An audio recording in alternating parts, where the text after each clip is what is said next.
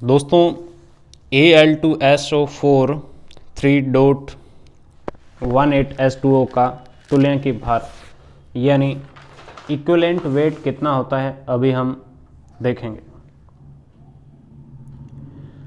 तो दोस्तों आप देख सकते हैं कि ये आपका एक प्रकार का साल्ट है यानी लवण है।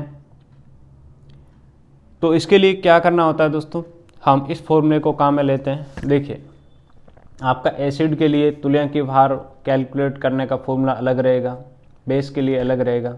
तो ये आपका क्या है, साल्ट है यानी लवण है। तो लवण के लिए उसका फॉर्मूला रहता है उस लवण का मोलिकुलर वेट बाई उस पर टोटल चार्ज कितना है, उसके मूलक पर चार्ज कितना है। ठीक, उस पर टोटल चार्ज नहीं, उसके मूलक पर टोटल चार्ज कितना है।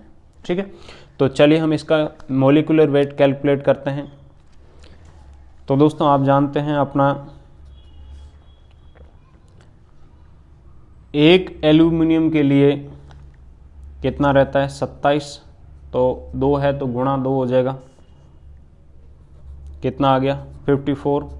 सिमिलरली यहाँ पर अपना सल्फर, एक सल्फर के लिए कितना रहता है 32, और तो 3 सल्फर के लिए कितना हो जाएगा, ये तो हो गया एल्यूमिनियम के लिए, सल्फर के लिए कितना 96। अब देखिए यहाँ पे गेम होने वाला है। एक ऑक्सीजन के लिए कितना रहता है 16, 4 ऑक्सीजन है गुणा 4, और उसके बाद बाहर कितना कोष्टक में 3 से गुणा हो रहा है। अब ये हम सब गुणा करेंगे, 16 गुणा 4 गुणा 3 कितना आ गया 192। तो प्लस आपका 192 प्लस 18H2O है, तो 18 गुणा H2O।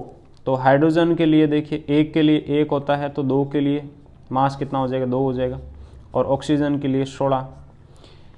ठीक है, और नीचे अब चार्ज की बात कर लेते हैं। देखिए एक एल्यूमिनियम पर चार्ज कितना है 3 है, तो 2 के लिए कितना हो जाएगा चार्ज, यहाँ पे कर देते हैं। एक के लिए चार्ज कितना है 3 है, 2 के लिए कितना हो जाएगा मल्टीप्लाई 2 इक्वल टू कितना आ गया 6। तो यहाँ पे या तो इसकी बात कर लेते हैं या इसकी बात कर लेते हैं। तो एल्यूमिनियम के लिए चार्ज कितना आ गया 6 आ गया। अब इसकी बात करेंगे, कैसे बात करेंगे, इस पर चार्ज कितना है आपका 2 है यानी 2 है, बाहर कोष्टक में कितना पड़ा है 3, 2 मल्टीप्लाई 3 कितना आएगा 6 से आएगा। ठीक है, ओके।